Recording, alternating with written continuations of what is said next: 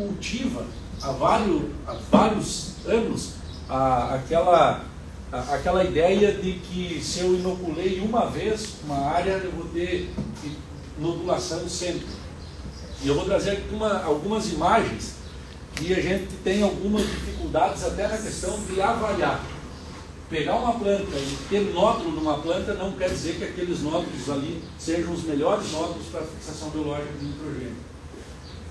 Uma das coisas que eu critico muito o nosso time, até a Larissa saiu aqui, eu não gosto de ver quando é postado foto de uma planta de soja em V2 para V3 ali, tem 8 nódulos. Fixação biológica de nitrogênio, show. Às vezes tem 8 nódulos só na raiz secundária, que mostra que a inoculação que foi feita naquele ano não adiantou nada, ou que nem foi feita inoculação.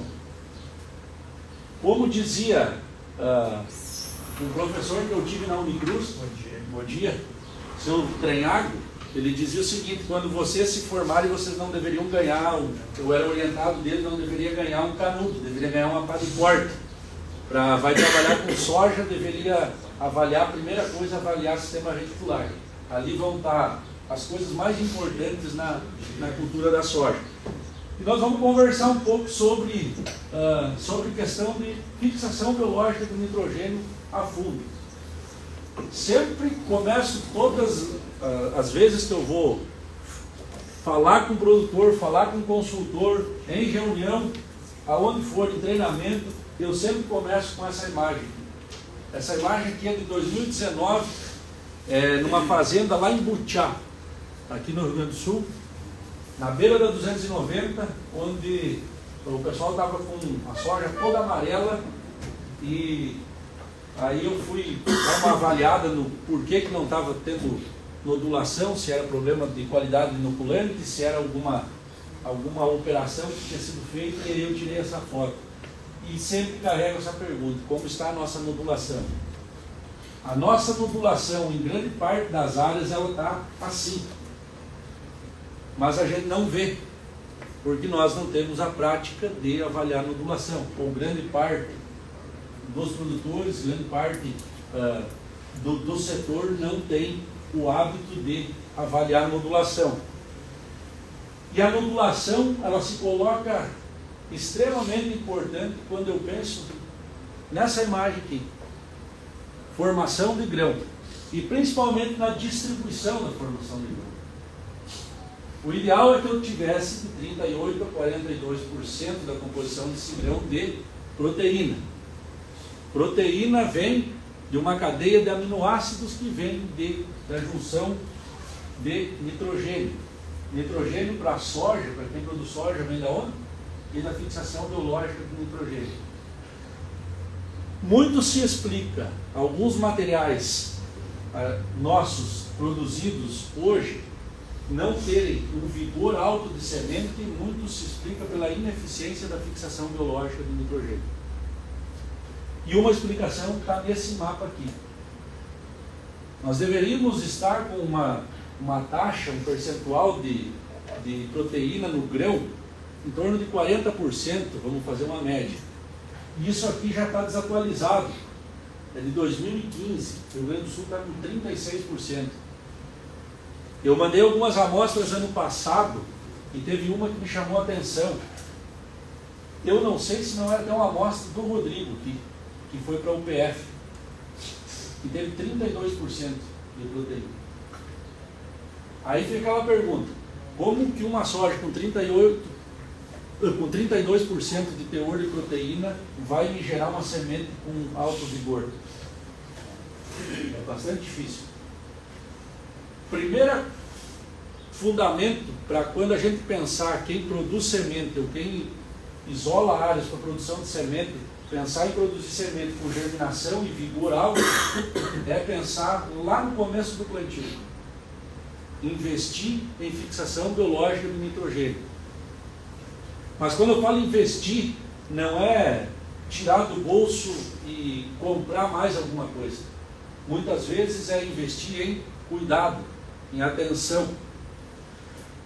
Quando eu estou conversando com o produtor, a última pergunta que vem de todas as vezes é: o que é melhor? É uma máquina de sulco para colocar o inoculante, para eu ter uma melhor taxa de inoculação, ou é uma inocula bag? E aí eu sempre recorro ao que dizia o professor finado Dirceu Gassi: depende do capricho. De nada adianta investir 70, 80. Eu vi uma máquina agora de pulso, esses dias no congresso de nematologia lá, que coloca a semente, que vai largando o jato conforme cruza a semente, uma máquina de 170 mil reais. Até foi o motivo a gente estava conversando. O que adianta investir 170 mil, às vezes, numa máquina que larga inoculante pulsado para dar, e nematicida, para dar rendimento operacional, se ao final do dia eu não vou ter o capricho, talvez, de limpar o sistema, de deixar deixar a cauda para o outro dia dentro da máquina, se eu não estou atento para o que está sendo misturado junto com as bactérias, se eu não estou tendo atenção para a qualidade do inoculante. É melhor, muitas vezes, com capricho, fazer numa inocula bag do que mal feito fazer numa máquina de suco. Infelizmente, às vezes a gente tem que trazer esse tipo de informação. Sábado, pela manhã, até um grupo que o Dante estava, começou uma discussão sobre qualidade de inoculante pela coloração. Assim, ó, não se define se o inoculante é bom ou se ele é ruim pelo visual. Eu tenho um inoculante que é um bag que está líquido, que é mais amarelinho do que um outro bag que está mais escuro. Isso não define nada, seleção de lote diferente. Porque o que acontece? Estou entrando aqui na parte de qualidade de inoculante. Primeiro, para te saber se está bom ou não, tu teria que fazer uma concentração, espalhamento em placa, contar o UFC. Muito pouca gente faz isso. E segundo, a coloração, diferente de um bag para outro, diz respeito à quantidade de tempo que o substrato que foi usado para multiplicar aquele micro-organismo permaneceu autoclavando. Eu pego um extrato de levedura, que é a fonte de nitrogênio para fazer a fermentação de Bradyrhizobio. Extrato de levedura vem de uma levedura, Saccharomyces, é um biológico. Não tem um padrão igual um químico para cor e odor. E ele também vem com contaminantes. Dependendo dos contaminantes que tem dentro daquele lote, daquela matéria-prima, eu tenho que deixar mais ou menos tempo autoclavando. Quanto mais tempo uma matéria-prima tiver que passar pela autoclave, ela vai caramelizar aquele extrato de levedura e mais escuro vai ficar o inoculante. Mas não quer dizer nada, que o inoculante mais escuro é pior do que aquele mais clarinho. Nós não podemos olhar a qualidade inoculante pelos olhos. Qualidade inoculante, a gente só consegue ter certeza da qualidade inoculante através de uma análise de contagem de UFC. Esse é o primeiro recado. Muitas vezes a gente recebe, época de plantio, várias fotos. Aqui tem cores diferentes, e de várias empresas. Até que foi daí, né, um motivo de discussão no grupo lá. Não tem nada a ver qualidade com o aspecto visual. Lógico que se o aspecto visual tiver o bag todo estufado, tiver podre lá dentro, aí sim. Mas se tu não conseguir diferenciar nada de diferente, a não ser a cor um pouquinho mais escura, um pouquinho mais clara, não quer dizer nada. Só que não tenho nesse slide, não tenho nessa apresentação aqui. Ano passado a gente pegou 47 amostras de inoculante com registro no mapa. Olha o número que eu vou dar para vocês: 47 amostras, 11 delas só tinham a concentração que estava na embalagem para estar apto até o último dia da fabricação. Ou era 5 vezes 10 na 8, ou era 7 vezes 10 na 11, 7.2 vezes 10 na 10, 7.0 vezes 10 na 9.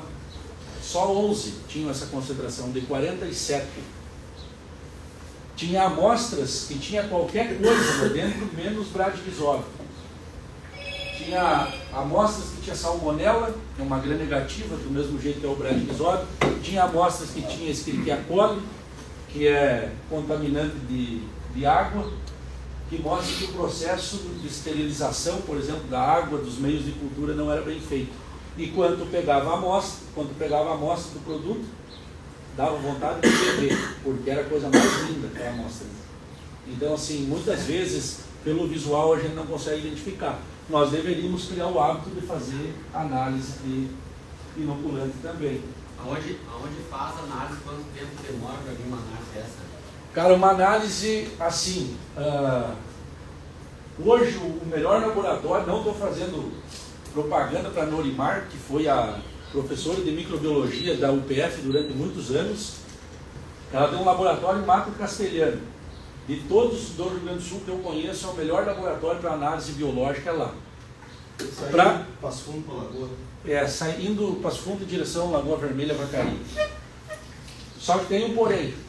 Não se coloca, não se fraciona inoculante. Se eu for fazer uma amostra, eu tenho que pegar o bag todo lacrado. Porque no momento que eu abrir e eu colocar qualquer coisa lá dentro, eu já estou contaminando.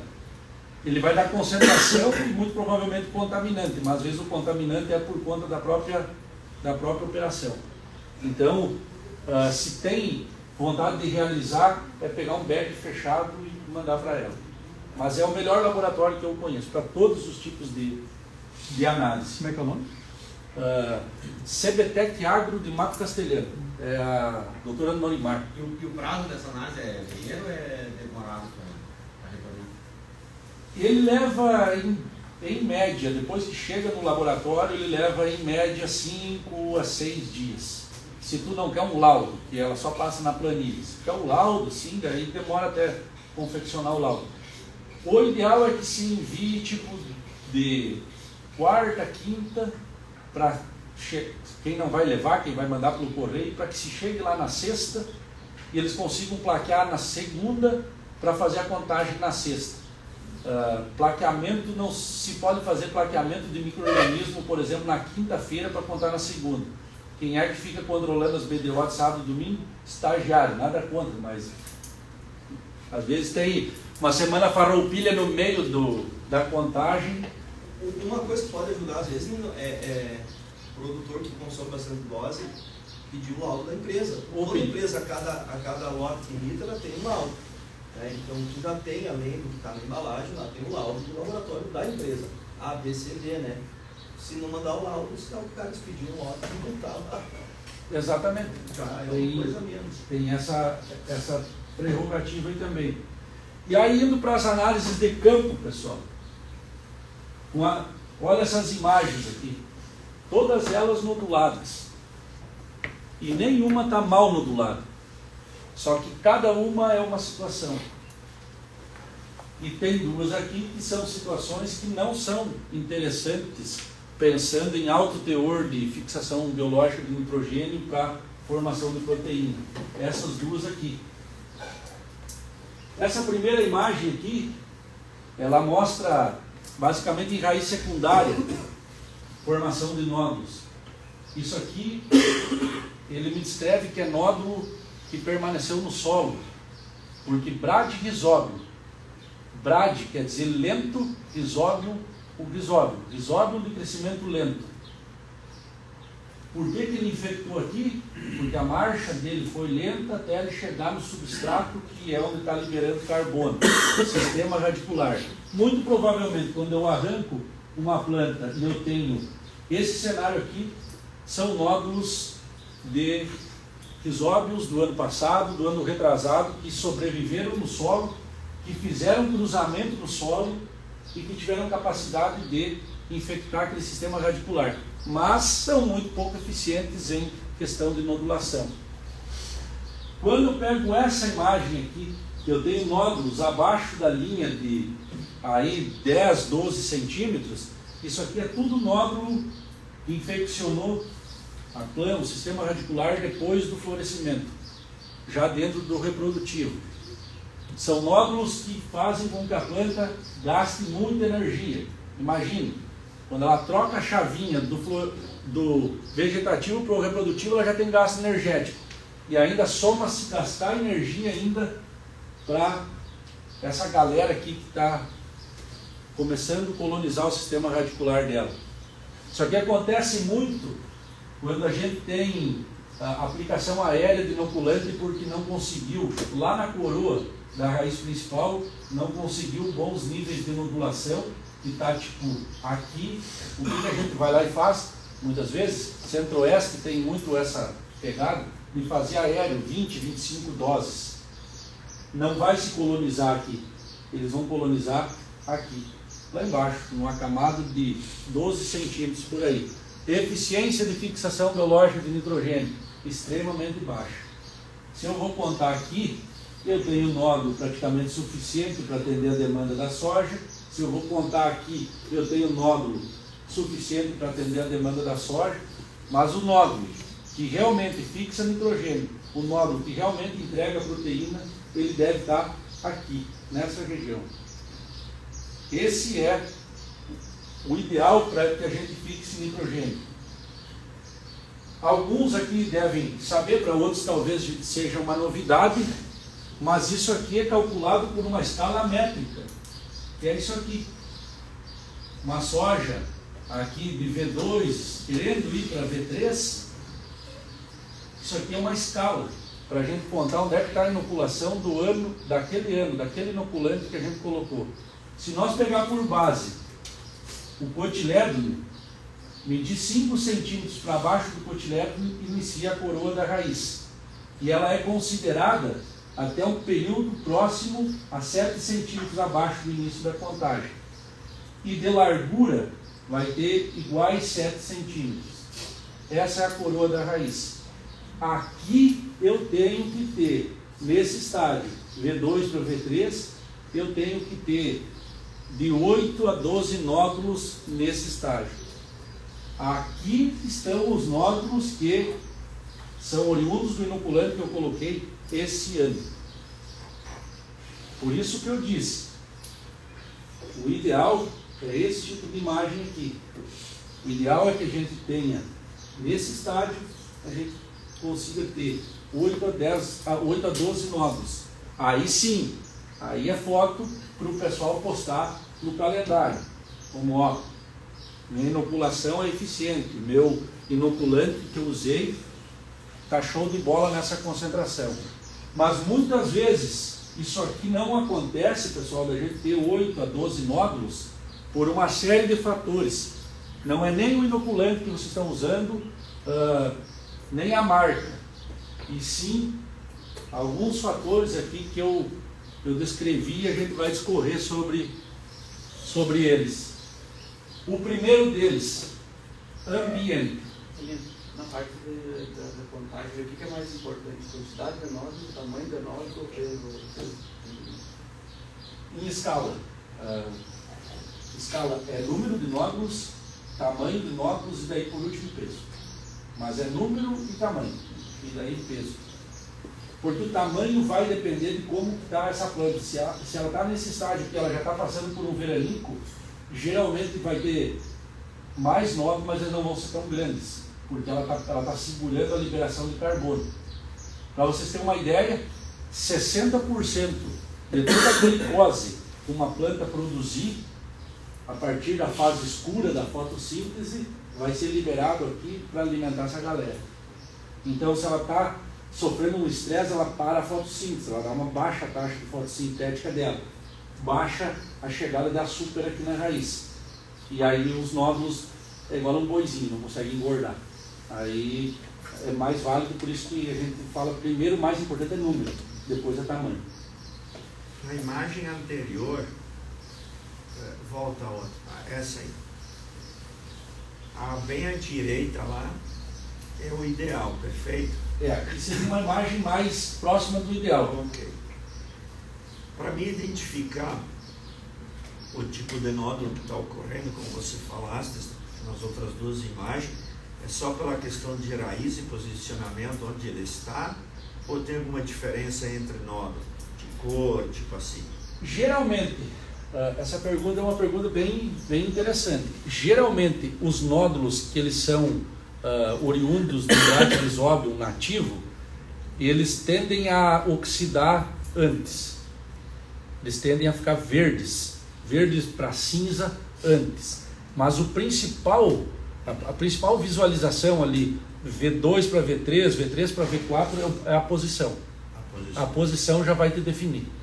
Porque muitas vezes o senhor vai ter aqui uma excelente nodulação e a planta vai estar extremamente bem nodulada. Tu vai ter nódulo por tudo. Aí tu consegue também na posição que é o mais fácil de identificar quem é nativo e quem é oriundo da inoculação. Tá certo? Certo. Aí algumas questões, pessoal. Primeira delas, e talvez seja aquela que a gente menos consegue mexer, ambiente. Nós vamos discorrer um pouco. Aí a questão de baixo número de doses, que eu já falei no começo da média do Rio Grande do Sul. Características dos materiais, menor volume de raiz, materiais cada vez mais precoces tendem a emitir menos sistema radicular. Excesso de nitrogênio na base. Tem um exemplo aqui. O Gabriel que foi plantado em Roraima. O Gabriel até, eu teria que ter colocado o áudio dele aqui. O Gabriel me indagou sobre baixíssima nodulação, me mandou foto e mandou uns áudios.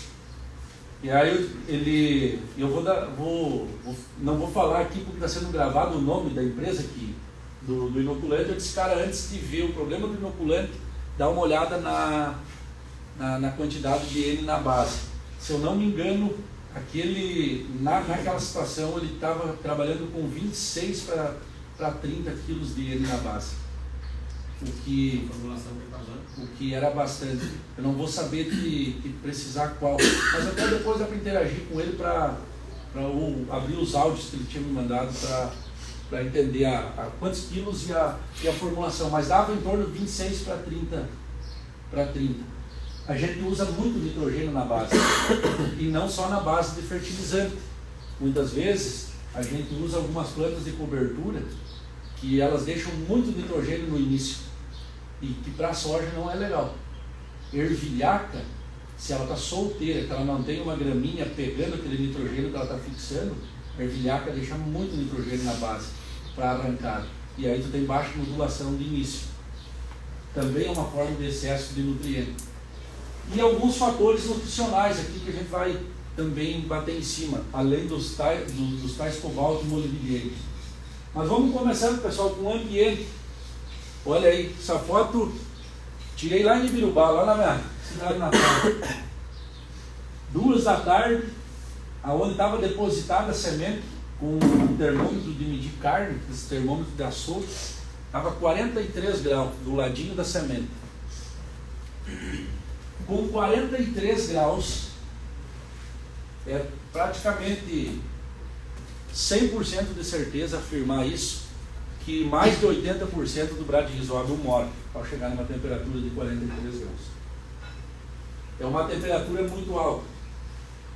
Tem alguns micro-organismos que toleram. Você pegar, por exemplo, uma Pseudomonas fluorescens, uma Pseudomonas, ela começa o período reprodutivo dela ideal aos 40 graus. Já o bradyrhizóbio, a temperatura ideal do bradyrhizóbio seria 28.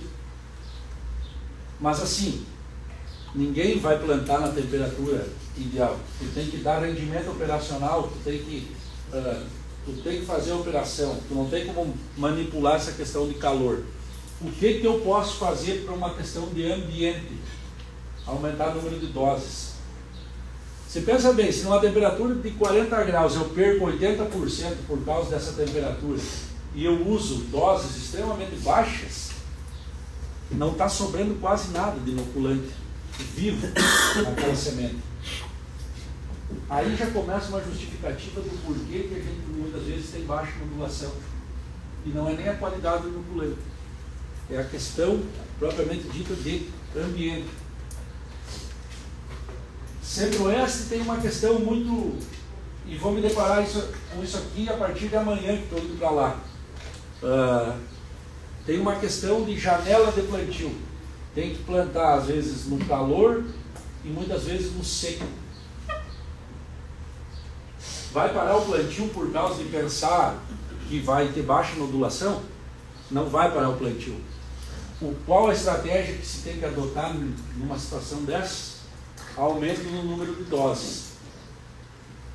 Aí que vem uma questão também, e não vou entrar muito nesse mérito, que é o operacional. Eu consigo aumentar mais doses quando eu trabalho com uma máquina, um equipamento de jato no sulco.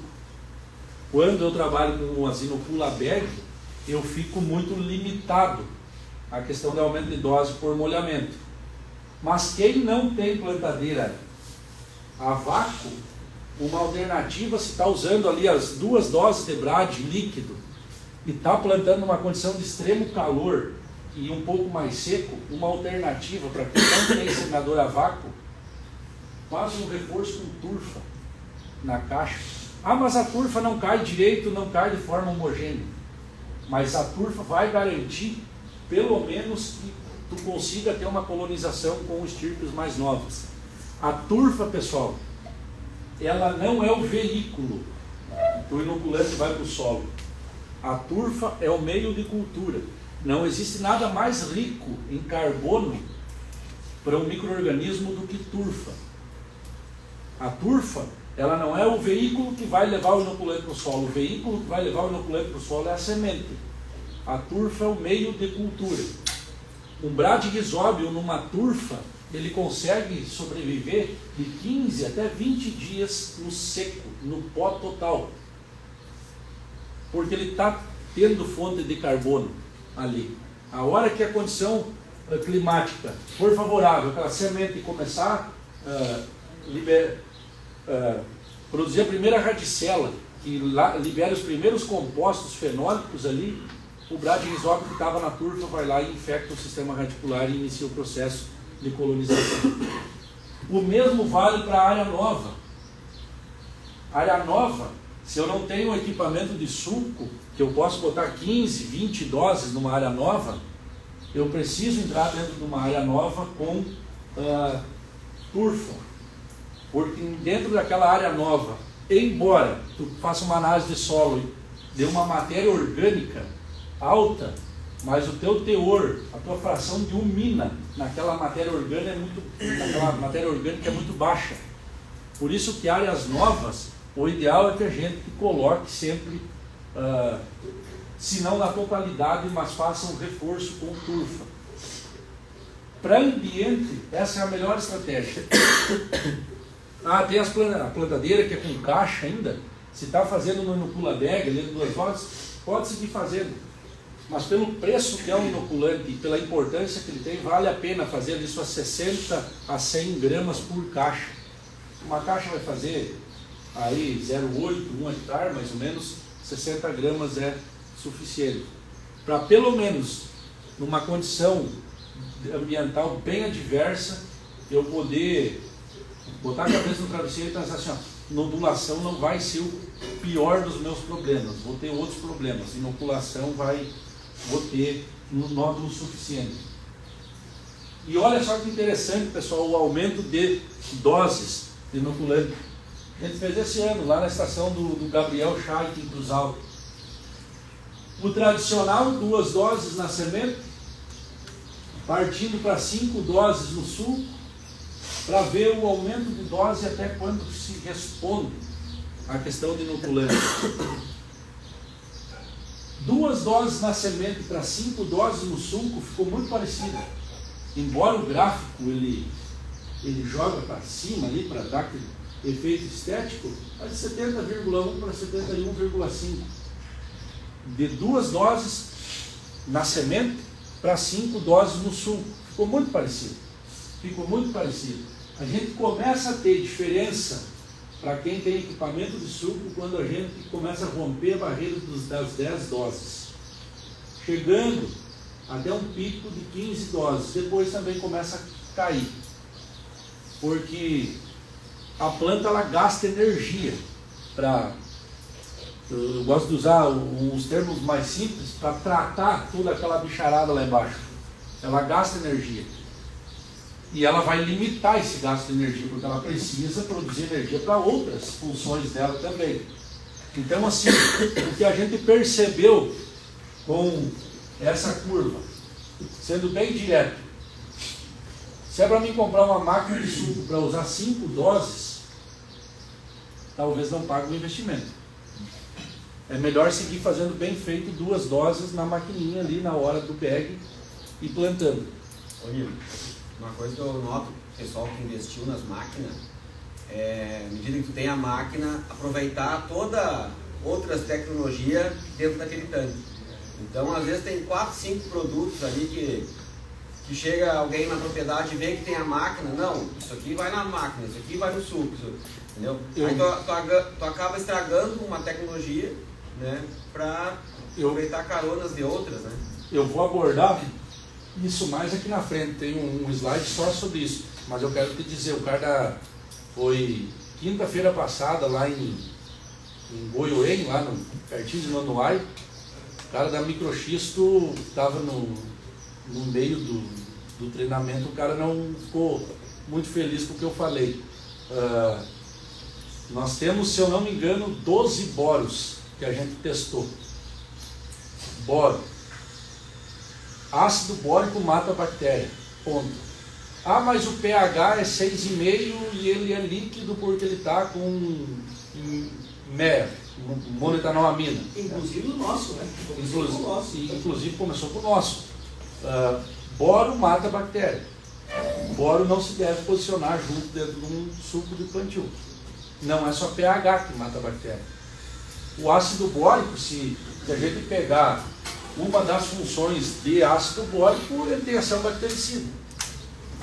Mas nós vamos falar disso mais para frente. E olha só, pessoal, a questão de aumento de dose trazendo para o visual agora. Olha as 2 doses, aqui 70 para 73,6. Não é sanidade de planta, de bacheiro. Mas olha a questão de amarelecimento entre folhas do bacheiro, onde eu tenho 2 doses, para onde eu tenho 15 doses. A diferença a gente vê a olho nu. Muitas vezes isso aqui a gente atribui a manejo.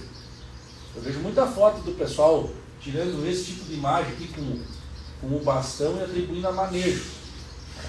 Folha amarelada, muitas vezes é deficiência de nitrogênio. O nitrogênio dentro da planta ele é altamente móvel, ele não fica aqui embaixo, ele vai para as partes mais jovens da planta.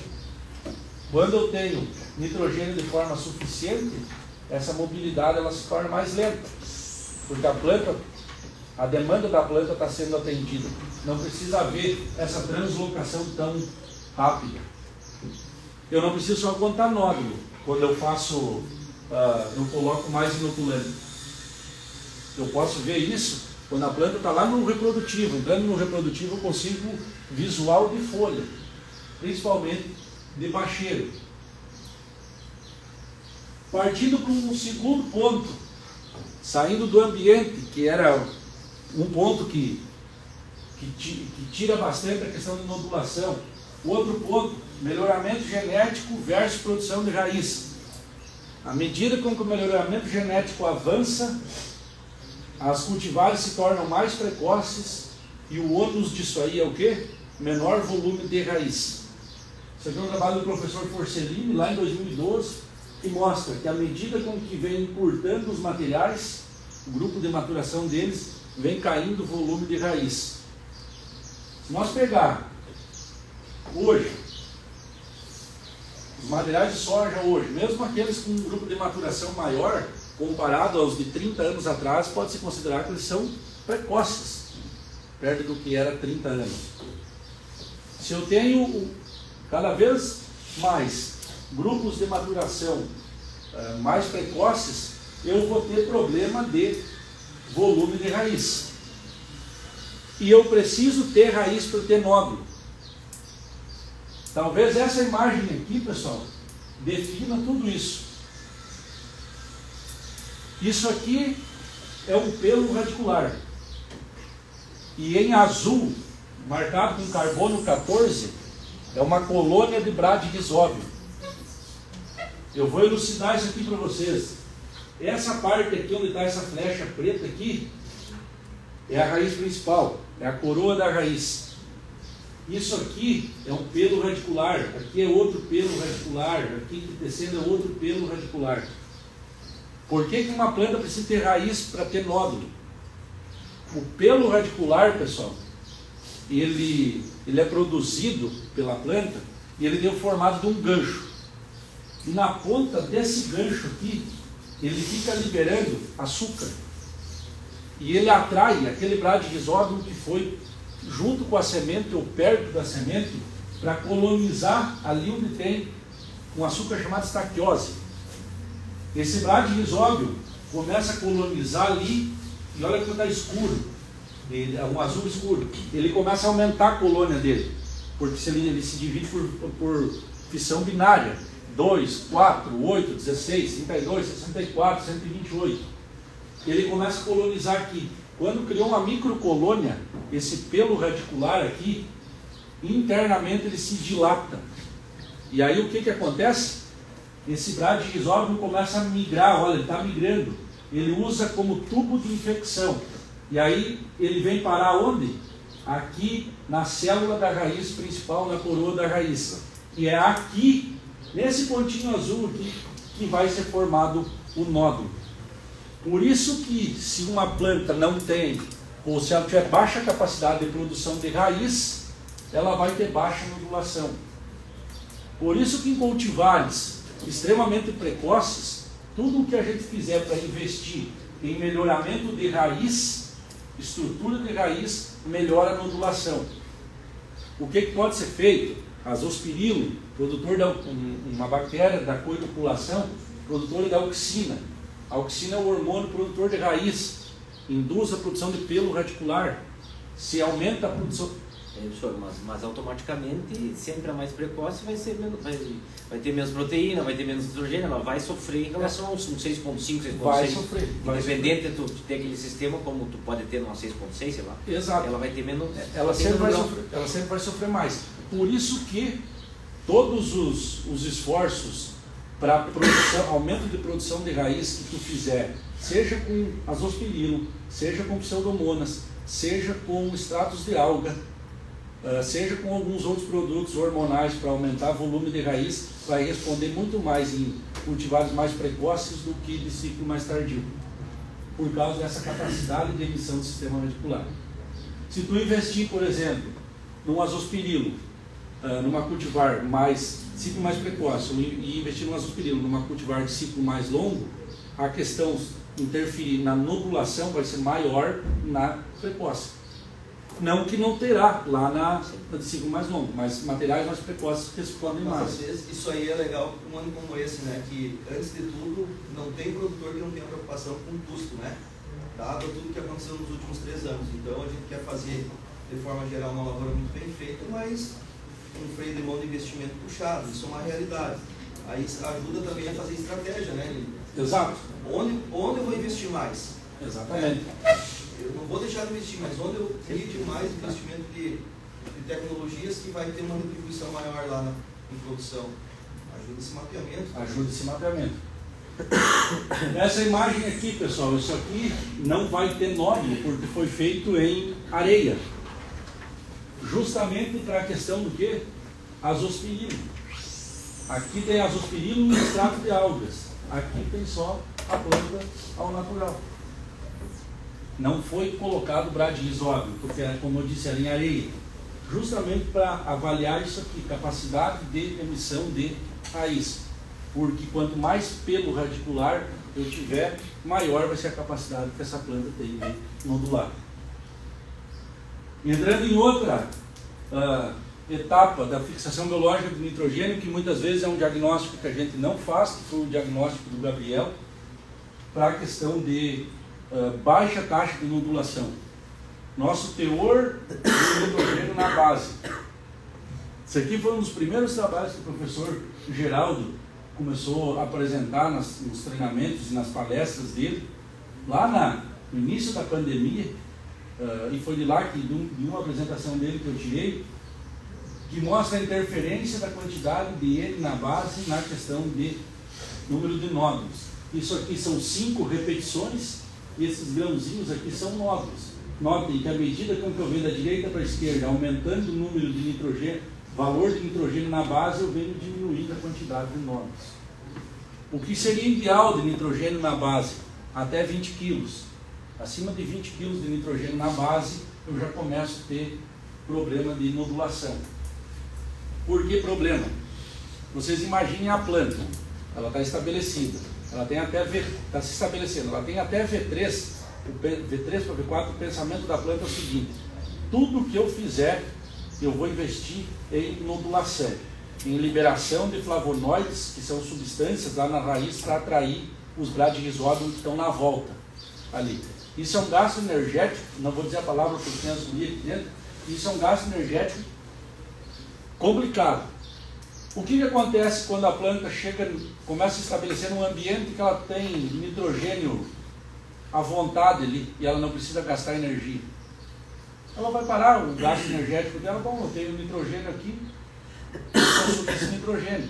Só que o que acontece com esse nitrogênio? Vai passar um tempo esse nitrogênio por algumas questões de solo, de dinâmica, de química de solo, boa parte vai se transformar em compostos que vão lixiviar.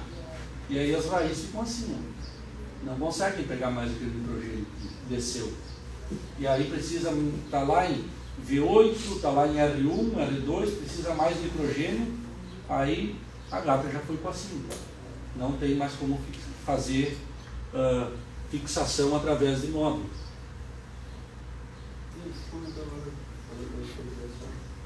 A durabilidade desses módulos, no caso, chega em R1, começa a despencar, né? Ele tem uma tendência de dar uma despegada. Seria a quantidade mesmo para fazer, tentar aumentar esse... Nem R1, aí é manter, digamos, qualidade deles, é manter eles vivos. Manter quem está lá, tu não vai conseguir aumentar o número, mas tu consegue dar sobrevida para eles. Nós vamos abordar aqui um slide. E aí, pessoal, visto isso, isso aqui eu trouxe uma tabelinha que está lá no site da Embrapa, questões de fatores nutricionais, exigências nutricionais de plantas que, dependentes de fixação de nitrogênio, são mais elevadas, pois precisam atender suas necessidades e das bactérias e da simbiose entre bactérias e planta.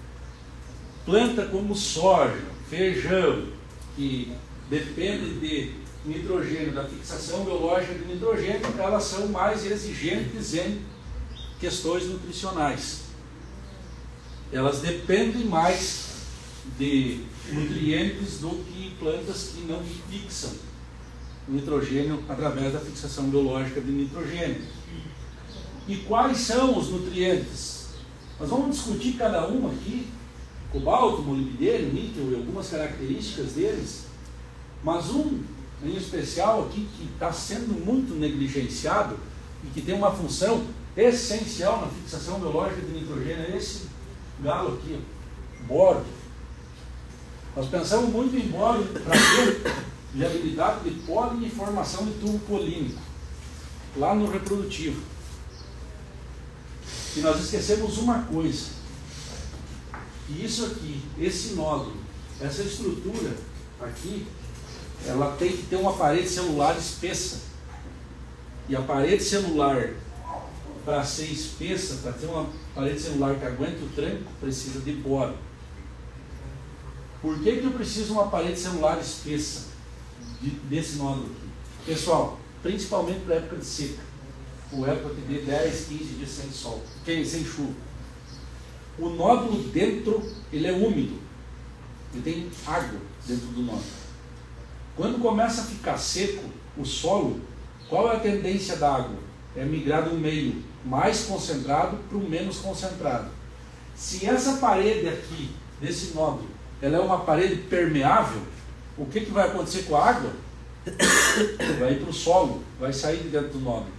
O nódulo ficando seco, o que acontece com aquelas bactérias que estão lá dentro, aquela massa de bacterióides?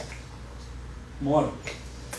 É fácil de ver o nódulo. Ó, essa aqui é a aparência dele, ó. Aparência de... Até deu uma aguinha, deu uma glutação ali.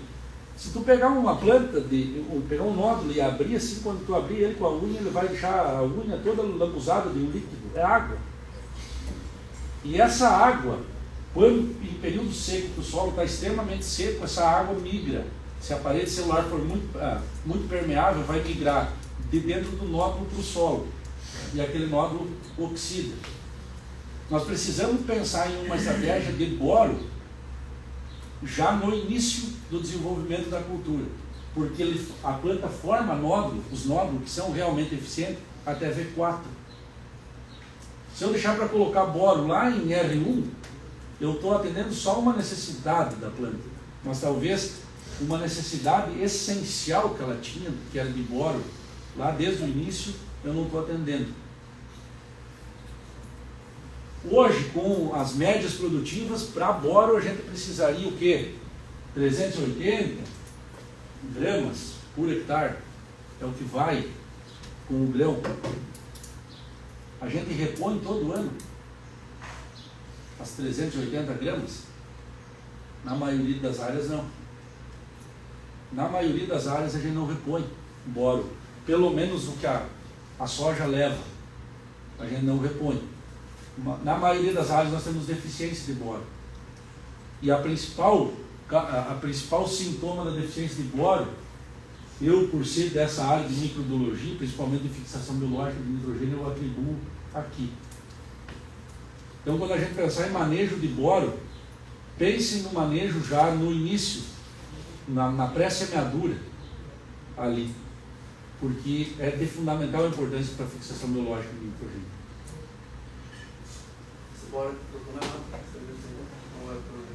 por hectare, eu fechei mais ou menos a conta do que vai em 1 hectare. Tem, professor, no mínimo tem que ter quantas gramas de boro ali para essa fase inicial aí já? 100 gramas? Essa fase inicial aqui a gente precisaria algo em torno de 100 a 150 gramas de boro para essa fase inicial. Outros nutrientes. Qual é as fontes de utilização hoje? Cara, tu vai ter borato de monoetanolamina, que é os boro líquido, que nada mais é do que ácido bórico, que passa por um processo de fusão com meia. Tu vai ter o ácido bórico propriamente dito, e tu tem os octaboratos. Essas é as de liberação mais rápida. Anuais. Digamos que tu vai ter que aplicar todo ano. E tem as ulexita, que aí tu consegue fazer uma correção mais gradual de boro. Só que daí vem aquela questão de investimento. Uma pergunta que eu acho que afeta praticamente todos aqui presentes, né? Tem alguma relação da inundação dos solos que houve aqui com a perca de boro no solo? Te respondo isso, Dante, contando quase que uma história, parece que estava combinada essa. Boro vem da Turquia, da Califórnia e da Cordilheira dos Andes, de uma região que tem baixíssima precipitação. A região da Califórnia, que tem fonte de boro, não tem nada de precipitação, é deserto. Turquia, de onde vem o boro, é deserto. Só tem boro a nível de fazer extração em áreas onde não chove. Quando eu tenho bastante chuva, quando eu planto onde chove, eu nunca vou conseguir ter níveis altos de boro. Passando por evento climático como foi esse nosso último aí, muito poucas as áreas vão ter níveis bons ainda de boro. Para vocês terem uma ideia, se você quiser em agosto, vamos marcar um dia padrão assim, de início do plantio, 1º de novembro. Se tu fez uma análise de solo para boro em agosto e deu aí 200 milímetros nesse intervalo, tu pode tirar para cada 100 milímetros, pode tirar 10%. Porque chove e leva. Porque se não levasse, a gente teria boro nos nossos solos ao natural. Por isso que solo de regiões onde chove não tem fonte de boro. O Brasil tem uma fonte de boro, mas que não vai ser vendida para boro, chamada Turmalina Paraíba, que é uma tem uma novela, eu acho, que está falando disso aí, que é uma pedra preciosa. Ela tem um conteúdo de boro baixíssimo dentro dela, mas é a única forma de boro no Brasil. De resto, ou é subir bastante a matéria orgânica, coisa que é questão geográfica mesmo, ou ir para fontes anuais, que tu vai colocar todo ano antes do plantio, octaborato, ácido bórico, borato de monoetanolamina, ou partir para as fontes de correção gradual, que é azulexida. Aí tem, o que eu costumo dizer, tem preço para todos os gostos, né? De investimento. Tem aquele investimento mais barato e tem aquele investimento mais alto. No manejo da dessecação agora, qual é a opção mais prática de utilizar agora? Vou puxar a brasa para o nosso assado aqui. Eu, dentro dos manejos de dessecação, eu usaria borato de monetanolamina. Geralmente eu vou para o manejo de dessecação 2,4-D e glifosato. Ele consegue compatibilizar os dois por causa do médio e tu ainda está aportando fonte de boro. É uma das alternativas. Vai fazer antes do plantio um octaborato, talvez botar com um glifosato e 2,4-D não vai dar certo, vai dar pau na cauda. Ácido bórico, a mesma forma. Possivelmente vai jogar o pH muito para baixo, também vai dar pau na cauda. Então, se fosse ver uma relação custo-benefício, eu partiria para os boratos de monetanolamina, os boro médio. Só 10% de concentração é suficiente? Para um primeiro momento, sim. Para te atender aquelas 100... Vai conseguir, Rodrigo, largar 100 ou 150 gramas desses produtos. É o que cabe nessas formulações. É o que cabe nessas formulações. Para aquele primeiro momento, como foi a pergunta, que consegue atender. Bem tranquilo. Para atender essa fase inicial. Aí falando dos tão conhecidos, pessoal, cobalto, molibdênio e níquel. Aqui, a gente tem muito conhecimento já antigo já de cobalto e molibdênio, comozinho, como normal. Vou fazer um plantio de soja, vou usar um comum. Só recapitulando, cobalto, extremamente essencial, e agora entra naquilo que tu tinha perguntado, cobalto, manter a oxigenação do nódulo. Dentro do nódulo eu tenho uma massa de bactérias, eu não tenho só um bradisóbio, eu tenho uma colônia de bradisóbio, uma massa de bacterióides que se chama, e eu tenho a produção de um complexo enzimático. Enzima oxida com oxigênio, bactéria morre na falta dele. Eu tenho que fazer a regulação da entrada de oxigênio nesse nódulo. Quem faz a regulação da entrada de oxigênio nesse nódulo? Cobalto. Isso é já conhecido de todos. Molibdênio. O nutriente que ele deveria ser aplicado em todas as culturas, porque todas as culturas dependem de nitrogênio. O cara que tem a chave para abrir o processo de assimilação de nitrogênio chama-se molibdênio. Todas as fontes que uma planta absorve nitrogênio, 90% delas, seja fixação biológica de nitrogênio, seja ureia, seja nitrato líquido aplicado na folha, precisa passar por um processo de redução ativado por uma enzima chamada nitrato redutase. Nitrato redutase, para cada giro que ela dá na chave, para abrir a porta da assimilação de nitrogênio, ela precisa um molibdênio. Molibdênio é essencial no ciclo de assimilação do nitrogênio. Não existe assimilação perfeita de nitrogênio, não se produz todo o nitrogênio que tu colocou, a maioria dele, em proteína, se eu não tiver níveis adequados de molibdênio. Nossos solos têm níveis muito baixos de molibdênio. Molibdênio a gente pode fazer algumas questões de semente ou no tratamento de semente ou pulverizado em V4 e pulverizado lá no reprodutivo. Quando eu partir para pulverizado, quais seriam as melhores estratégias para molibdênio? No vegetativo. Melhores respostas para molibdênio em cultivares cada vez mais precoces estão no vegetativo. TS vegetativo. E isso aí acaba acarreta em melhor eficiência dele em pós, em pré, qual é a melhor eficiência? Falando em modulação, no caso. Para modulação? O ideal é que a gente trabalhasse uma quantidade no TS, fracionasse o molibdênio. Uma quantidade no TS e a outra quantidade ali. Vamos criar uma aplicação, juntar ela e colocar na operação, seria com glifosato ali na capinha. Essas seriam as melhores alternativas. Vamos pensar que a gente deveria trabalhar algo em torno assim, 10 a 12 gramas TS, e trabalhar algo em torno de 30 a 40 gramas em V4. Para mim, para que eu tenha aproveitamento, para mim não existe esse termo, me confundi com as palavras. Para que eu tenha, que eu consiga converter todo aquele nitrogênio em proteína. Todo aquele nitrogênio que ela está acelerada ali no primeiro pico de produção dela. Para que ela consiga produzir algumas proteínas muito importantes para quando ela virar o ciclo.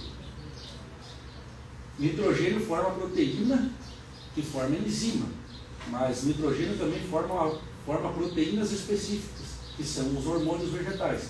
Quando a planta passa do vegetativo para o reprodutivo, o que acontece com o balanço hormonal? Aqui. Aí precisa ter o quê? 30 minutos? Beleza. Preciso ter o quê? Eu preciso ter maior aproveitamento de nitrogênio e transformação dele em aminoácido para ser transformado no que a planta vai precisar ali na frente. Por isso que as estratégias de TS e V4 são bem interessantes. Lá no reprodutivo, o molibdênio é o melhor atributo de semente. Mas para mim aumentar componente de rendimento teria que ser dentro do uso vegetativo. Tá certo? Para que eu consiga manter nódulo ativo. Essa é a diferença dessas duas imagens. Um nódulo que está inativo para um nódulo que está ativo. E o níquel. Níquel ganhou uma importância de um tempo para cá, sobretudo quando foi lançado um artigo, se eu não me engano foi em 2018, que diz que o solo não tem mais um pH padrão de solo. Existe um pH ideal para cada nutriente. E alguns deles, em um pH mais alto, pH 5,8, 6, eles se comportam de maneira meia a ficar indisponível. Quais são eles? Os catiônicos bivalentes. Quando eu subo o pH, catiônico bivalente, aqueles que têm duas cargas positivas, zinco, cobre e níquel, eles passam da forma solúvel para a forma insolúvel. E na forma insolúvel, a planta não bebe. Querem ver a importância disso? Se eu aplico cobre com glifosato da fita, por quê? O glifosato baixa o pH daquela cauda, o cobre fica insolúvel. E aí a planta absorve tudo a ponto de se intoxicar. Quando eu tenho vindo para níquel, que é um catiônico bivalente, tem duas cargas positivas. Onde eu tenho a maior fração de níquel no solo? Próximo da superfície. Bem próximo da superfície, onde eu tenho maior teor de matéria orgânica e onde eu tenho oxigenação. O que acontece na superfície? Qual é o pozinho que eu coloco na superfície? Calcário. Aquela faixa, o pH está mais próximo do que seria um pH mais estável, pH mais neutro. Passa com ele, aquele níquel precipita. E aí começa a faltar níquel para a fixação biológica do nitrogênio. Se eu pego uma análise de solo e levo para o laboratório, o extrator de níquel vai ser um extrator ácido sulfúrico. Vai aparecer que tem níquel no solo. Só que se eu fizer uma análise de tecido vegetal, não vai ter níquel dentro da planta, ou muito baixo, porque a planta não está conseguindo absorver. E aí as estratégias são o uso de níquel no tratamento de semente. Níquel ele é tão mais importante para a fixação biológica de nitrogênio do que o molibdênio. É ele quem catalisa todos os processos da ureia dentro da planta. Então, ele é um micronutriente que passou a ganhar muita importância a partir do momento que a gente começou a fazer calagem em cobertura, calagem superficial. Porque a gente está subindo o pH da faixa que eu mais tenho níquel. E aí começa a aparecer produtos à base de níquel no mercado. Vocês querem ver uma coisa, pessoal?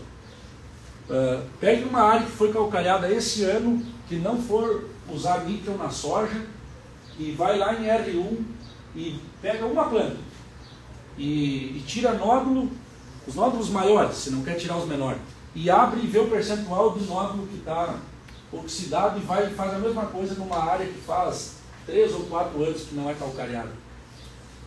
O percentual na área que foi calcalhada vai ser muito maior de de nobre oxidado. É ruim calcário? Não, está sendo gravado, não é isso que eu estou dizendo. Tem que ser feita essa operação.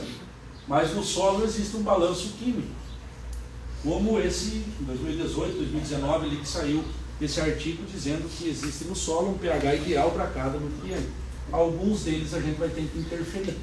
De que forma? Ou aplicando na semente ou aplicando via folha. Pela quantidade que se precisa, que é tão baixa, a melhor estratégia que eu julgo é fazer já na semente. Se tem espaço, se eu tenho, não tenho tanto volume de água, fazer na semente. Eu trago o trabalho do Gabriel, ali de Cruz Alta, que ele fez em 2019. Olha uma testemunha, como normal no TS, e olha quando adicionou um níquel, a quantidade que responde em área que foi recém-calcariada. Mas e aí? Cobalto, molibdênio e níquel, agora que a gente criou esse conceito para melhorar a fixação biológica do nitrogênio, é tudo igual? Em termos de nutrientes, sim. E aqui entra o que o Rodrigo estava falando. Mas em termos de formulação, não. Cobalto, molibdênio e níquel, eu posso formular ele deixar ele formulado com quelato, EDTA e complexado com aminoácidos ou extratos de alga, porque o molibdênio ele não é quelatizado, ele tem carga zero, ele não vai se quelatizar, mas ele pode se complexar com aminoácidos ou extratos de alga, ou eu posso usar o que é usado na Coca-Cola, o que é usado nos redutores de pH, P2O5. Aqui tem duas coisas para o P2O5. Primeiro, ácido fosfórico, ele é um agente estabilizante. Ele vai estabilizar aquela formulação. Tu vai pegar a formulação, tu não vai precisar nem agitar. Tu deixa 5 anos num canto do galpão lá, pega de novo, não precisa nem agitar. Só bota no misturador e pau. Os formulados com EDTA ou complexado com aminoácido, tu vai ter que fazer o quê? Por isso que eles dizem bem grande, agite bem antes de usar, porque tu vai ter que dar uma agitada. Esse é o único inconveniente dos complexados com EDTA e extrato de alga e aminoácido. Ao contrário de P2O5. Por que uma Coca-Cola fica 10, 15 anos na prateleira de um supermercado e ela fica igual? Porque se você pegar a Coca-Cola lá, ela vai dizer que o agente complexante dela é da classe dos ácidos fosfóricos. Qual é o pH da Coca-Cola? 2,3, 2,4, 2,5. Ácido fosfórico baixa pH. Outra questão do ácido fosfórico, pessoal. Agora eu vou fazer aqui um meio campo de caveira. Vocês estão sendo enganados há muito tempo, inclusive o Rodrigo, com esse negócio do ácido fosfórico. O Brasil tem uma legislação que diz o seguinte, que macronutriente é isento de PIS e COFINS. P2O5 é de origem de fósforo, é um macronutriente. Se eu colocar ele dentro da formulação, aquele meu cobalto molibdênio ele fica isento de PIS e COFINS. Ele fica mais barato para vocês? Não, ele fica mais barato para quem produz. Vocês pagam a mesma coisa. Quem produz ele mais barato. O que acontece? Aumenta a margem. Vocês pagam a mesma coisa, o Rodrigo ganha a mesma coisa. Quem ganha é quem produz, por causa dessa isenção de PIS e COFINS. Aliás, você só perde, porque cobalto molibdênio com níquel complexado com P2O5, ele baixa o pH daquele meio que ele está inserido e tu tem comprometimento de atividade de micro-organismo, formação de colônia. Isso aqui, cada círculozinho amarelo desse aqui é o crescimento de Brad-Rizóbio em placa de PET. Aqui são 2 doses de Brad-Rizóbio com inseticida e fungicida químico, que foi feito o plaqueamento da semente no meio de cultura, e a gente viu que a interferência não é tão grande assim do fungicida e do inseticida. Só que quando tem um inseticida, fungicida e um comoni com um P2O5, dá para contar nos dedos quantos círculos tem de formação de colônia. Cai lá embaixo, acidificação do meio. Um Brad-Rizóbio num pH de 2,5, 2,6, ele vai durar surpreendente 30 segundos. Se ele for Gaudério na semana farroupilha. senão ele é morte praticamente instantânea. Isso é independente do jeito que você vai tratar? Fez no TS? Ele é independente porque se tu faz no TS ele fica na forma de sal. Aí quando tu colocou o inoculante na forma líquida, o que acontece com aquele sal? Dissolve. E aí mistura, extravasa a célula. Não está nem falando de misturar no tanque, tá? Não estou nem falando de misturar no tanque. Tá com a semente seca, prontinha, tudo, quando for lá no outro lado. Quando molhou ela de novo, o ácido fosfórico ele vai jogar o pH do meio para baixo. E aí vem a pergunta deles. Jogou dentro da máquina de suco, aí é mais problema ainda. Eu sempre digo assim, gurizada, a máquina de suco, até eu estava combinando com o Dante antes que vai ter um evento daqui uns dias, lá na região de Mirubá, só para produtor que tem máquina de suco. O que fazer e o que não fazer com as máquinas de suco. Máquina de suco, no primeiro momento ela nasceu para usar nematicida químico. Depois se pensou que ela poderia ser adaptada, os nematicidas químicos saindo do mercado, que ela poderia ser adaptada para quê? Para ser usado os biológicos. E aí se entrou essa vertente de uso de máquina de suco para biológico. Só que com isso, com todo o respeito, chegou um mercado meio que parasita no que tudo pode botar ali dentro. Assim, se fosse para dar um conselho, pessoal, máquina de suco é para biológico. O restante vai no tanque de pulverizador e aplica. É para bora, é para manganês, é para zinco, é para cobre. Eu já peguei áreas que estava sendo aplicado mais de 100 gramas de zinco, mais cobre junto com bactéria no suco de plantio. Se vocês entrarem na internet, o Teatro São Pedro, alguns aqui já devem saber essa história. O Teatro São Pedro em Porto Alegre, ele é tombado pelo patrimônio histórico. Ele é em pedra de arenito. O arenito, para sofrer a intemperização, ele sofre a ação de micro-organismos. Aí o que é feito no Teatro São Pedro de tempo em tempo? Tem que dar um banho nele, com agentes que são bactericidas e que têm ação fungistática também. Mas não pode ser um produto químico. A empresa que ganhou a licitação para fornecer o produto que vai ser aplicado no Teatro São Pedro é uma empresa de fertilizante agrícola. E é base do quê? O que vai ser aplicado lá? Manganês, zinco e cobre. Aí os caras têm manganês, zinco e cobre dentro do tanque de plantio só porque o pH fica pH 6. Não. Máquina de suco é para micro-organismo. A gente até consegue. Nós levamos, o Dante me corrige aí, mas eu acho que foi quase 4 anos para conseguir desenvolver o crop semianíquel, que é um cobalto, molibdeno e níquel complexado com extrato de alga e aminoácidos, para conseguir colocar ele no tratamento de semente ou colocar dentro da máquina de suco de plantio. Consegue? Consegue. Só que tem o ônus e tem o bônus. Eu tenho que aquela minha cauda plantar em até 4 horas. Se eu não conseguir plantar uma cauda em 4 horas, eu tenho comprometimento. E fiquem espertos, aqui tem máquina de suco. A gente realizou junto com a Rafaela, que é a engenheira de bioprocesso na Cropfield, lá no laboratório em Apucarana, porque o que estava acontecendo? Rio Grande do Sul e Paraná estavam fazendo o seguinte: tem uma semeadora talvez não é a realidade de vocês aqui, mas tem uma semeadora de 9 linhas, vou botar um tanque de 800 litros para plantar o dia todo. É só micro-organismo e água. O que a gente percebeu? Quando chegava com 4 horas e meia, 4 horas e 40, só o grade divisório e água, a viabilidade dele caía lá embaixo. Ou seja, o ideal é que, para quem tem uma máquina de suco, trabalhe com, assim, vamos estourar, vamos botar um tempo para ficar tranquilo. Como é que diz o Dante, o coeficiente de cagaço? Para ficar tranquilo, 3 horas.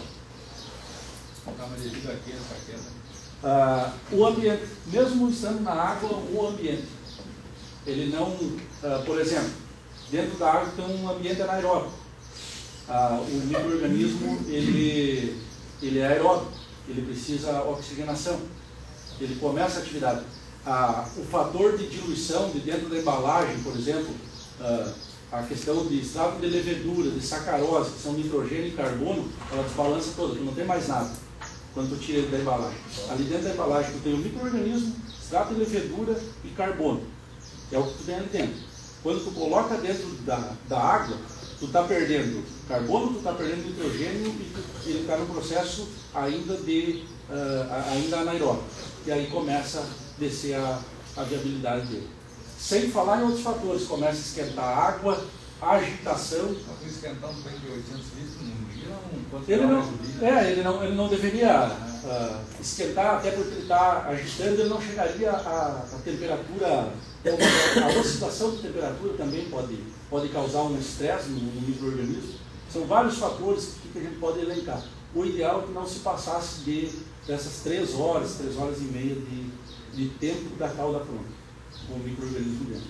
Diferente de micro-organismo que esporula, né? Que é na forma de esporo. A célula bacteriana viva, vamos lá, azospirillum, grade, pseudomonas, Plantae aglomerans, esses aí seria o ideal que a gente trabalhasse numa faixa de 3 horas, estourando 3 horas e meia.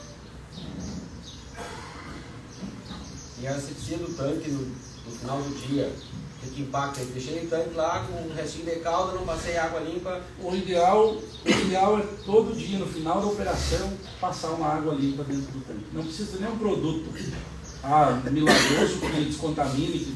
Água. Passa água para não deixar questão de... A própria sacarose que tem na formulação do produto, ela em meio com oxigênio, ela começa o processo de oxidação. E aí, depois tu remonta uma cauda, o teu pH tende a cair lá embaixo. Então, sempre passar uma água. Aqui um trabalho também conduzido lá na estação do Gabriel esse ano, que a gente tentou avaliar o seguinte, pessoal. Eu não consigo colocar cobalto e molibdênio no tratamento de semente. Eu estou com a minha quantidade de calda saturada, a semente já está enrugando. Posso botar cobalto, molibdênio e níquel aéreo? Pode, desde que seja até V4. É melhor do que na semente? Não se mostrou melhor. Se mostrou melhor, tem uma testemunha que não foi nada, mas não é melhor do que na semente. Mas como alternativa, desde que eu faça até V4. Por que até V4? Porque até V4 que o processo de construção da fábrica de nitrogênio está acontecendo. E talvez cobalto, molibdênio e níquel sejam necessários ali naquele momento. Aplicar em V6, R1, talvez a planta já não precise mais deles. Ela vai ter planta na lavoura no momento? Precisa ter planta no momento? Pode fazer no pré-emergente. Tu pode fazer no pré-emergente. Tem muita gente que faz no pré-emergente. Isso foi uma boa colocação deles. Tem muita gente que adotou o plano e aplique, né? Tem muita gente que está fazendo junto com o pré-emergente. A aplicação vai pouquinho. Vai pouquinho. Exato. Tem muita gente já fazendo. Tu ganha rendimento operacional tanto no plantio e tu consegue dar rendimento operacional depois na aplicação. Pode fazer. E embora junto, né? Pode até ir embora. E outra coisa, quando tu fizer o pré-emergente, tu tem uma situação muito legal assim, que é o quê? Umidade do solo. Tu não faz o pré-emergente na hora mais quente do dia e sem umidade. Tu faz numa hora boa e com umidade. E como essas fontes são sulfato, cara, show de bola. Para que a gente chegue, pessoal, lá em R1 e consiga ter o que seria o ideal, assim, 35 nódulos por planta, a gente teria nódulo suficiente para conseguir uma nodulação para chegar naqueles 38, 39% de teor de proteína. Ou uma imagem como essa. Não parece ter muito nódulo. Não. Mas eles estão aonde eles deveriam estar. Que é naquela região aqui, da coroa principal. E quanto mais tempo a gente deixar eles vermelhinhos por dentro, ativos, melhor ainda. Dentro de toda essa que a gente comentou de fixação biológica de nitrogênio, a Crop eu já apresentei o Cropsimianito. Tem 2 produtos no mercado, o Cropsimianito e de uma outra empresa, nesse segmento de já trazer cobalto, molibdênio, níquel e extrato de álcool. É um cobalto molibdênio que também é enraizador. Muita gente usa extrato de alga, usa algum produto enraizador à parte do cobalto molibdênio, que tu já tem tudo na mesma formulação. E as nossas linhas de inoculante. É uma tendência de que não vai mais existir isopor, né?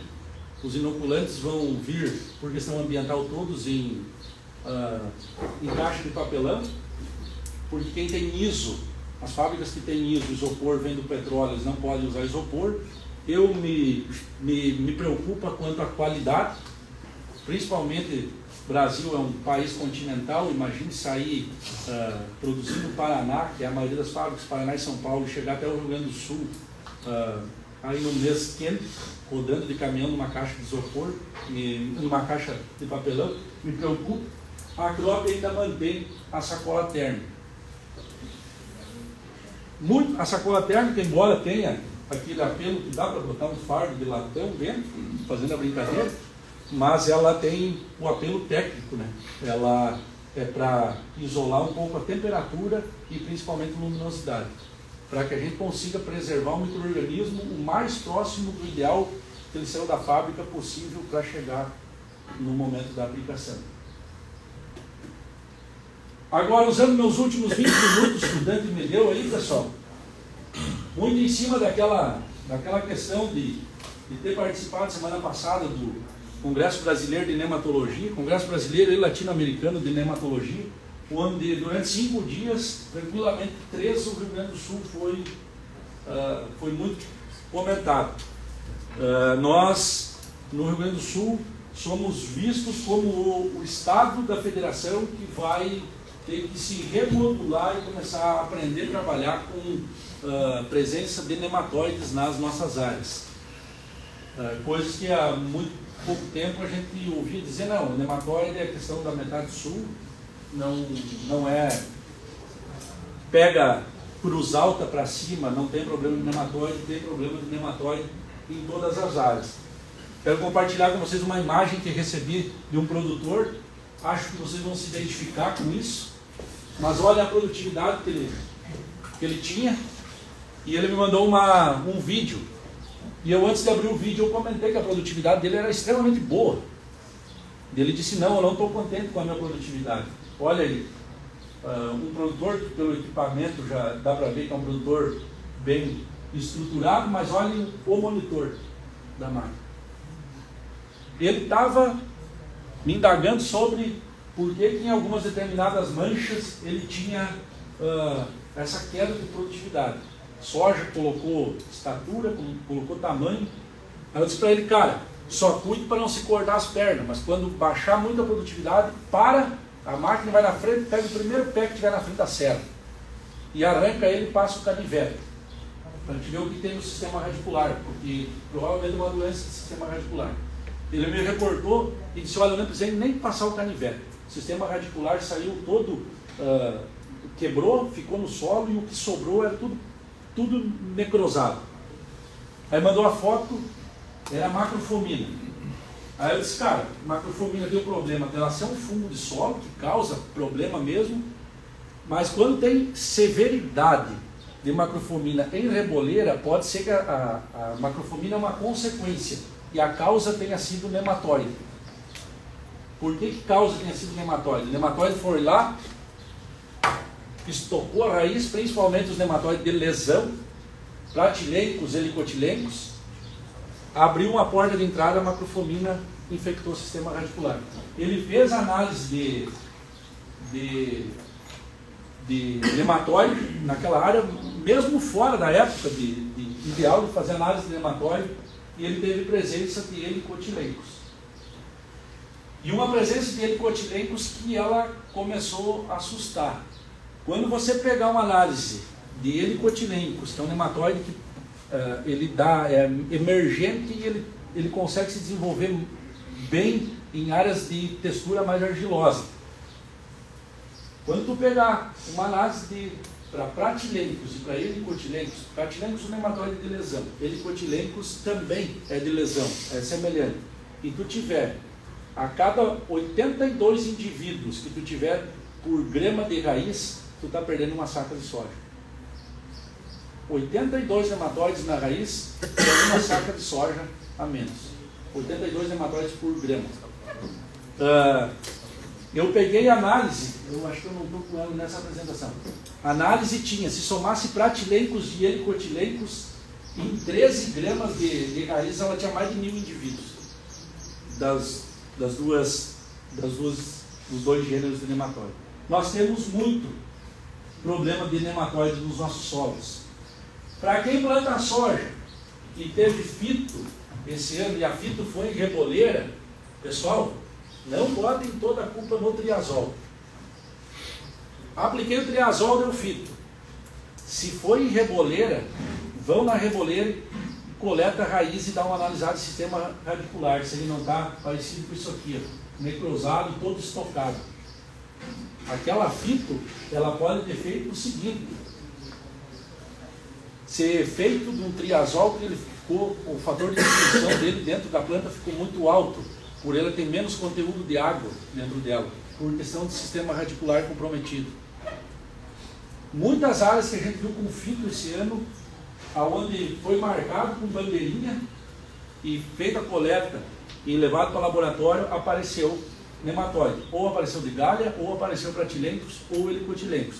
E cenários que apareciam sempre os dois juntos, ou helicotilencos e meloidógeno, ou pratilencos e helicotilencos. Em algumas áreas aparecia até o do milho, escutelonema. Quem planta milho tem que ficar atento com as tais deficiências de zinco, principalmente quando ela vai em reboleira.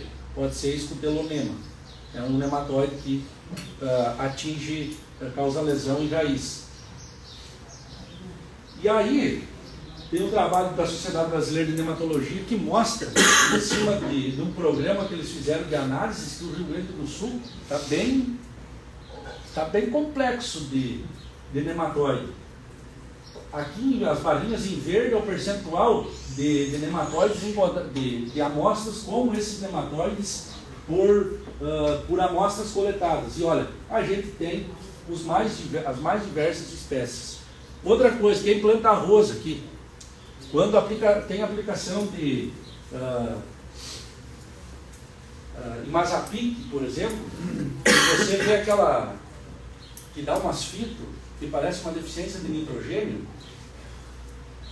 é bom mandar para o laboratório o sistema radicular.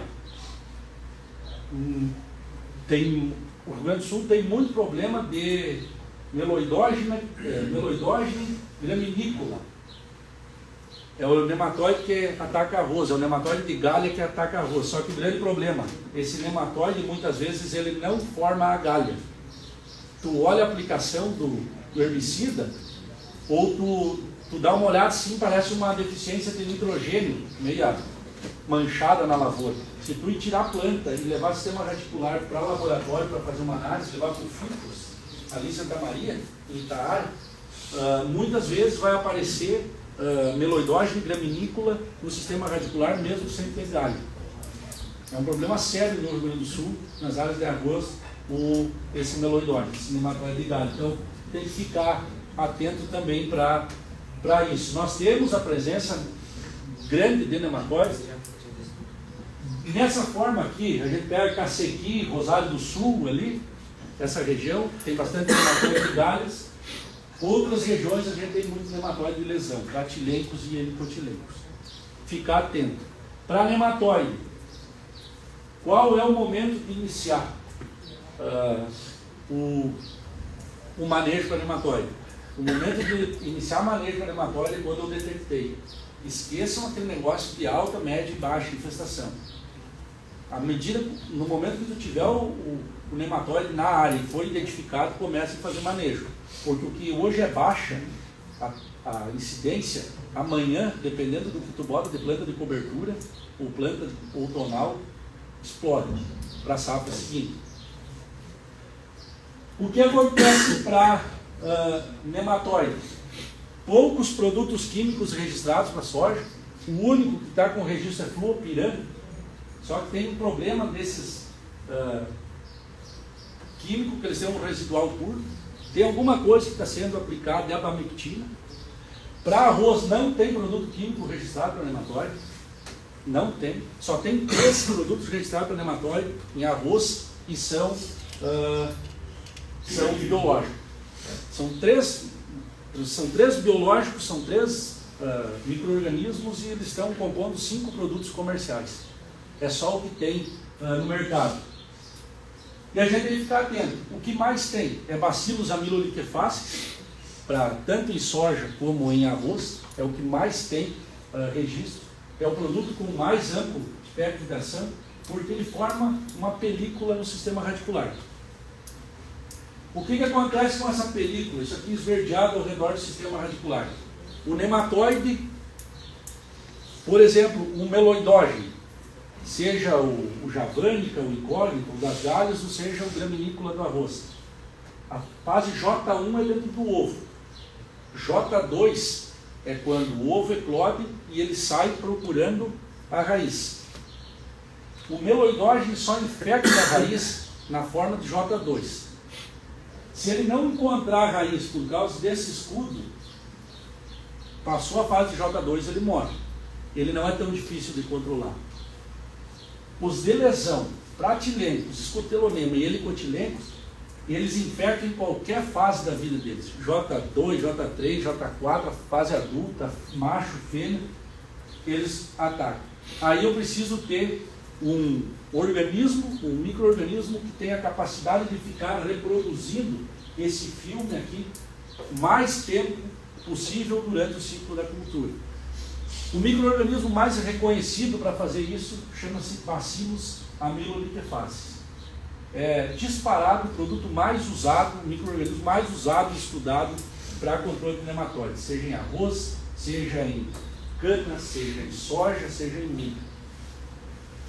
Nós da Cropfield lançamos o Nemata, é um Bacillus amiloliquefaces, que o diferencial que ele tem dos outros é o seguinte: como ele está na forma de estrutura de resistência, ele pode ir no tratamento de semente com os químicos. Pode botar no tratamento de semente. Ah, mas eu vou tratar a semente agora. O Emerson me diz: vou tratar a semente agora e vou levar uns 20 dias para plantar. Não importa. Ele aguenta porque é uma estrutura de resistência.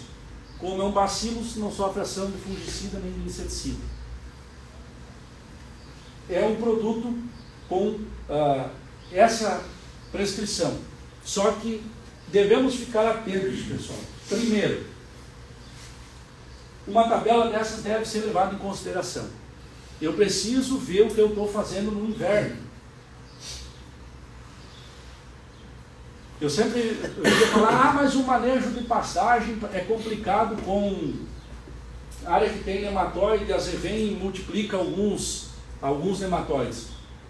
Não é complicado.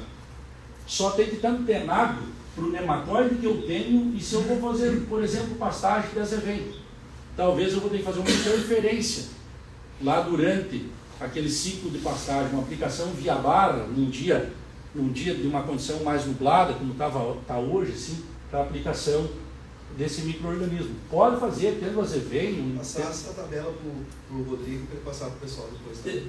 Não importa. Tem como fazer manejo, só que eu tenho que saber se aquilo que está ali no inverno não está aumentando o fator de reprodução. Cerrado, está complicado soja no outro ano. Planta a soja, vai milho, quando soja de novo estoura a população de nematóide, porque a maioria dos híbridos de milho tem fator de reprodução alto. Eles levantam a população para o próximo soja que chegar a tomar uma paulada. Qual é a melhor estratégia para aquele soja? É usar nematicida no milho. Já larga a população baixa lá para o milho. Mas vem aveia, trigo, é a mesma coisa. Se eu tenho presença de nematóide, muitas vezes é melhor eu fazer o tratamento no inverno para largar mais sossegado para a soja depois, que é extremamente suscetível. E outra coisa, pessoal, não comprem produto por preço quando for falar nematicida. Comprem por causa disso aqui. Eu vou passar essa tabela aqui. Isso aqui foi uma revisão que eu fiz no mestrado de todos os micro-organismos posicionados no mercado para os mais diversos nematóides. E olha só, se nós pegarmos aqui meloidógeno graminícola, que é o que dá em arroz, para quem planta arroz aqui, essa coluna aqui, tem 1, 2, 3, 4, 5 produtos que têm registro e que têm eficiência os laudos têm eficiência para esse tipo de nematóide. Aí me diga uma coisa, o que adianta eu comprar, por exemplo, esse produto aqui só porque ele é um Bacillus amyloliqueface e é mais barato? Muitas vezes não vai ter registro e os trabalhos não alcançaram a eficiência necessária. Lembrem, essas tabelas aqui, elas vão passar a ser um dedo no bolso. E cobrem do Rodrigo, cobrem de nós da Crop, quando tiver dúvida com questão de nematóide, esse tipo de informação aqui. Nós precisamos levar em consideração. Antes de fazer a compra de um bacillus, porque eu tenho um nematóide, é saber qual nematóide que eu tenho, qual cultura eu tinha na entre-safra, para definir o melhor produto que tem o maior espectro de ação. Tá certo? Essas tabelas é extremamente importante. Tem muita gente comprando, por exemplo, o Rodrigo tem um Bacillus amyloliquefaces, o Emerson tem um Bacillus amyloliquefaces, o dele é mais barato, vou comprar o dele. Só que às vezes o dele não tem atribuição para pegar o nematóide, que é o problema na área. Aí usa o biológico e diz assim, mas não gostei, não vi muita eficiência. Não é indicado para aquilo ali. Tem que ter esse tipo de atenção. A gente consegue, pessoal, em condições de surto muito alto, a gente consegue até 32%, como mostrou aqui, de redução já no primeiro ano de severidade de pratileicos, com o uso de Bacillus amyloliquefaces, protetor de raiz. Outra coisa, a forma que nós estamos fazendo a amostragem, nunca se faz a amostragem para nematóide no meio da reboleira. Porque se o meu problema é nematóide migrador, ele está na raiz aqui, a planta parou de liberar exudato, secou a célula da raiz, ele faz o quê? Ele vai indo para outras. Eu preciso fazer coleta de nematóide, aqui é a soja que não está atacada. Ali é o centro da reboleira, eu preciso fazer nessa soja aqui. Aqui está começando a apresentar o primeiro sintoma. E aquela ali que vai estar com a infestação mais alta. E eu preciso fazer análise de solo e raiz. Porque tem nematóide que vai estar lá dentro da raiz, tem nematóide que só está no solo. Ele está estocando a raiz, ele não entra na raiz. Alguns nematóides eles não têm esse hábito. Outros nematóides têm esse hábito. Então, até para a coleta a gente tem que ficar um pouco antenado. Na questão de uso, que nem eu falei desse nosso Bacillus amyloliquefaces do Nemata, ele é um produto que ele tem registro para 6 nematóides. A gente conseguiu um registro, ele é um produto bem interessante na questão de registro. Ele tem atribuição para ir no TSI e a dose dele é baixa, a gente usa em torno de 2 ml por litro de semente, para quem tem jato dirigido no suco, 100 ml por hectare. Mas isso aí o Rodrigo está com todas as informações na ponta da agulha aí para passar para vocês. Tá certo, pessoal? Acho que cumprindo o tempo que era para ser. Uma pergunta, André. O senhor falou do carbono, que é importante para o desenvolvimento Do micro-organismo, isso. Tem algum trabalho, alguma coisa com o organo mineral nessa questão de desenvolvia ou não faz diferença? Daí, O organo porque a presença de carbono na linha, né? Exato. O fertilizante, no caso? Isso, o organo mineral. Os fertilizantes, por exemplo, os organomineral, esses compostos de ácido úmico e fúlvico, desde que tem um pH estável. A quantidade, vamos dizer assim, de carbono presente no organo mineral é bem superior. Bem superior. Eles têm, tanto que muitos desses organomineral eles são vendidos também como bioativadores de solo, justamente porque eles colocam uma carga de carbono ali que vai ativar a microbiota. Tem muito fundamento isso. Mas não tem nenhuma pesquisa de melhoria de... Tem algumas empresas no segmento, mas, por exemplo, tu pega, já é muito consolidado, tanto que é usado porta de filtro em usina, dentro da própria área da usina, para colocar essas fontes de carbono. Os organomineral tem, cama de aviário tem, então tem é bem interessante para aumento da atividade microbiológica. A grande maioria desses organomineral está baseada em cama, aviário de peru, frango? Frango e peru. Tem uns que já não são mais nessa linha, que daí tem de puro, depois assim já não tem vida, né? Só tem carbono. Tá certo. Tem aqueles.